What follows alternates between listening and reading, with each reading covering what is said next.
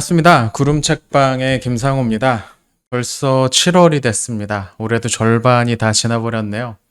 어떻게 올해도 열심히 책을 읽고 계시는지 모르겠습니다. 오늘은 우리 지난 6월 동안 제가 읽었던 책과 영화를 잠깐 소개해드리는 그런 영상을 찍어보려고 합니다.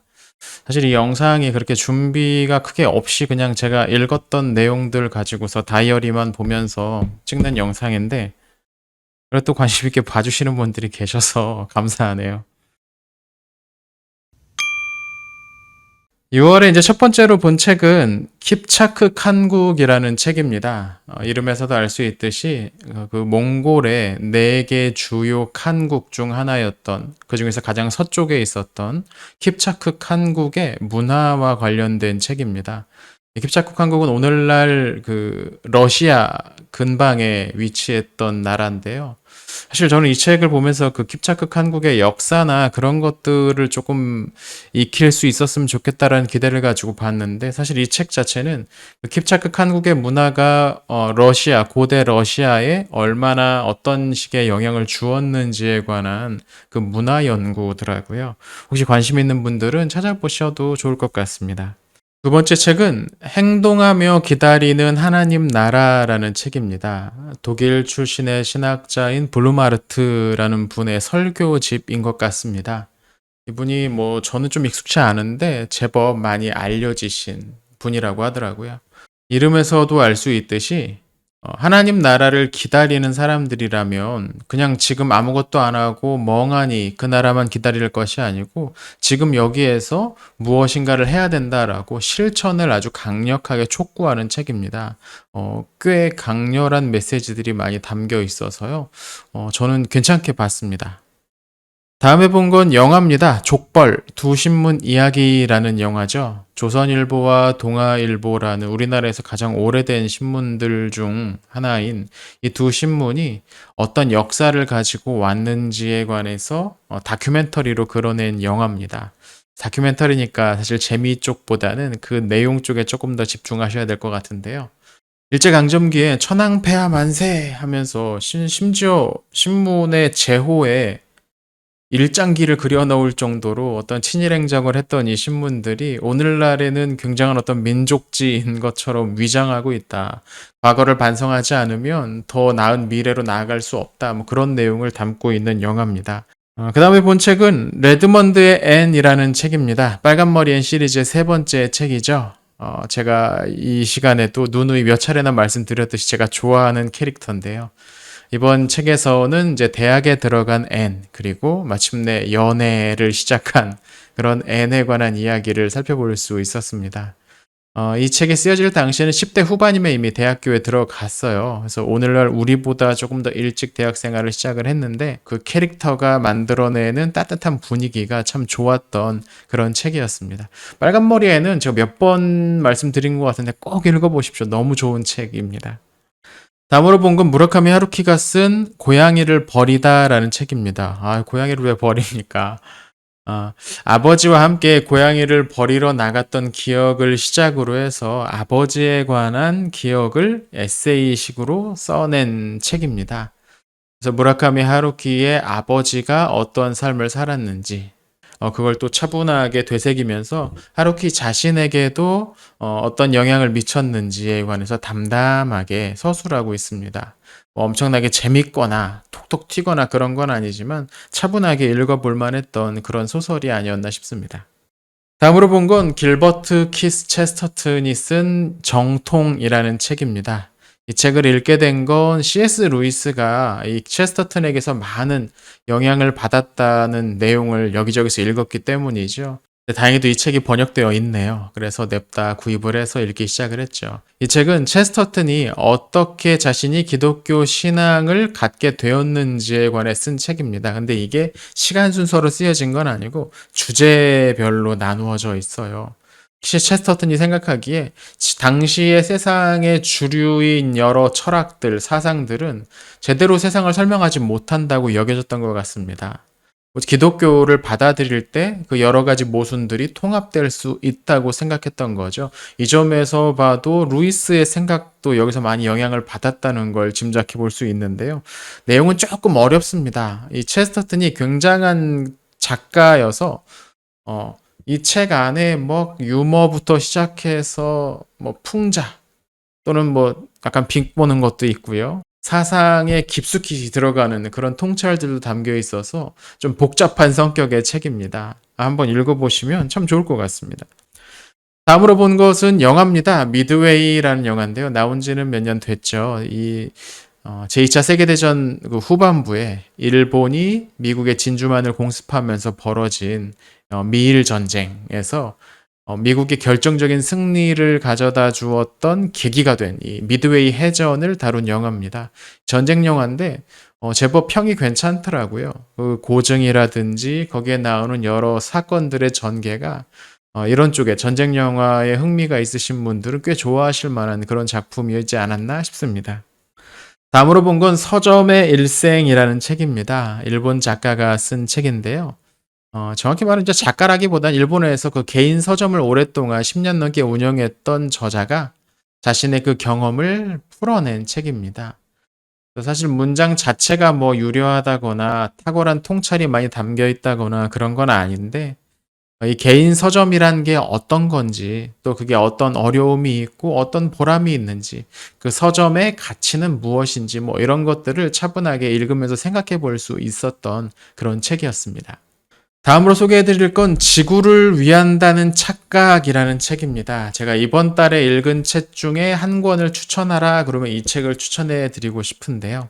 이 책은 오늘날 그 과격한 환경주의의 주장들을 반박하는 내용을 담고 있습니다. 이 과격한 환경주의라는 건 우린 지금 이제 거의 멸망에 다다랐다. 빨리 서둘러서 과격하게라도 급진적인 어떤 행동을 하지 않으면 우린 다 망했다. 이렇게 주장하는 환경주의자들이죠.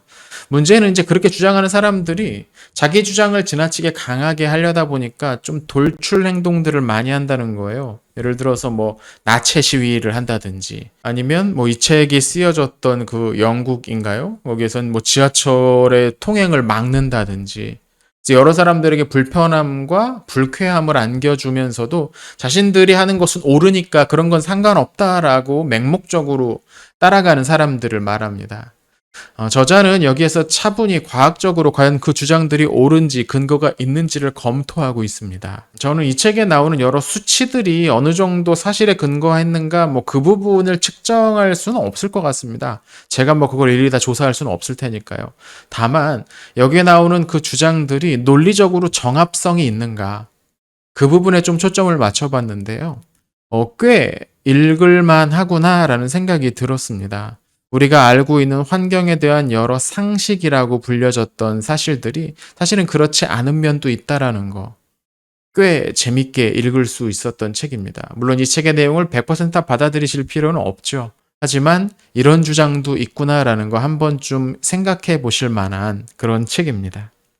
다음으로 읽은 책은 교회 다닌다고 말도 못하고 라는 책입니다. 제목이 재미있죠. 저도 이 제목 때문에 이 책을 골랐는데요. 이 책은 30대에 신앙생활을 하고 있는 8명의 사람들을 인터뷰한 내용입니다. 무슨 대단한 일을 하거나 뭐 그런 사람들은 아니죠. 하지만 우리의 실제 교회에서 만날 수 있는 사람들은 어떤 생각을 하면서 신앙생활을 하고 있는지를 조금 더듬어서 알아볼 수 있는 그런 책이 아닌가 싶습니다.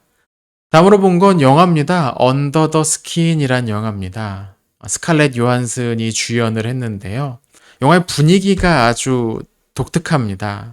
영상의 색감도 그렇고 전체적으로 대사가 그렇게 많지 않으면서 뭔가를 계속 보여주고 관찰하는 그런 식의 영화인데요. 살짝만 힌트를 드리면 주인공인 스칼렛 요한슨은 외계인인 것 같습니다. 지구로 들어와서 한 여성의 몸을 입고 그 몸을 가지고 여러 남자들을 만나면서 벌어지는 그런 이야기입니다. 이 영화 호불호가 조금 갈리는데요. 우선 이 영화가 좀 친절하지 않아서 지금 뭐 하고 있는지를 구체적으로 설명해 주지 않습니다. 그냥 보면서 느껴야 되는 건데요. 근데 대사도 그렇게 많지가 않아가지고 집중해서 보면서도 이게 어떤 의미인가 좀 곰곰이 생각해 보게 만드는 그런 작품이었습니다. 조금 독특한 느낌의 영화를 좋아하신다면 한 번쯤 찾아보셔도 괜찮을 것 같습니다. 다음으로 본 건 팀 켈러의 일과 영성이라는 책입니다. 두란노에서 나왔는데요. 자꾸 제목에 이게 저자 이름 좀 안 붙였으면 좋겠는데, 이 책은 일의 영성에 관한 책입니다. 우리가 흔히 영적인 것 하면 교회 안에서만 이루어지는 것이라는 착각들이 있는데요. 이 책은 그게 아니라 우리가 일터에서 일어나는 모든 일들을 어떻게 영적으로 해낼 것인가, 어떻게 하나님을 기억하면서 그 일을 해낼 때 어떤 우리에게 유익이 있고 어떤 영향들이 있을까, 이런 부분을 집중적으로 살피는 책입니다. 팀 켈러의 책이 그렇듯이 내용이 그렇게 어렵지는 않습니다. 이 주제에 대해서 고민을 하고 계신다면 한번 읽어보시면 좋을 것 같습니다. 다음으로 본 건 영화 발신제한입니다. 조우진 배우가 주연을 맡았는데요. 영화의 내용은 어느 날 아침에 출근하는 도중 자신의 차 아래에 폭탄이 설치되어 있다는 전화를 받으면서 시작됩니다. 그 폭탄 테러범과 전화를 통해서 계속 협상을 하면서 그의 요구를 들어주기 위해 애쓰는, 하지만 그게 이제 쉽지가 않죠. 영화의 말미에는 왜 그런 일들을 저질렀는지에 관한 설명이 나오기도 하고요. 조금 더 자세하게 설명을 하면 스포일러가 될 수 있을 것 같아서 설명은 더 이상 하지 않겠습니다. 근데 저 이 영화 봤을 때 이거 어디서 많이 봤는데 라는 생각이 들었는데요. 유튜브를 통해서 봤던 외국 어떤 영화가 꼭 이와 비슷하더라고요. 나중에 영화 보고 나서 엔딩 크레딧이 올라갈 때 보니까 이 영화의 원작이 따로 있다라는 내용이 거기 실려 있더군요. 영화를 보는 내내 좀 쫄리는 긴장감이 충분히 있었습니다. 오락 영화로 보기에는 나쁘지 않습니다. 그리고 영화 말미에 던지는 주제 의식도 좀 우리가 곱씹어 볼 만한 내용이었죠. 마지막으로 지난 6월에 본 책은 환율과 금리로 보는 앞으로 3년 경제 전쟁의 미래라는 책입니다.